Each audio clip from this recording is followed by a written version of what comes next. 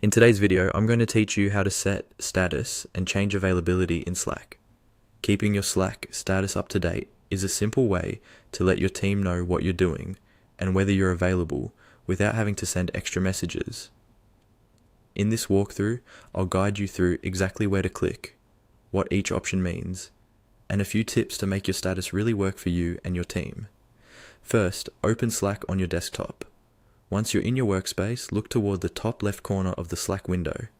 You'll see your profile section, which usually shows your name and your profile picture or initials.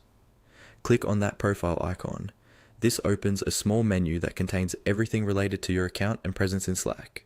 In that menu, look for the option that says Update Your Status. Go ahead and click on Update Your Status. This is the main area where you can tell your coworkers what you're up to. A window will open where you can type a short message like, "In a meeting, deep work, please DM only for urgent items, or out for lunch." You can usually add an emoji to your status as well, which can make it easier and faster for others to understand your current situation at a glance. Below the status message, you'll see options to choose how long that status should stay active. This is really helpful so you don't forget to clear it later. For example, if you're just stepping away from your desk for 30 minutes, you can set it to clear after 30 minutes or 1 hour.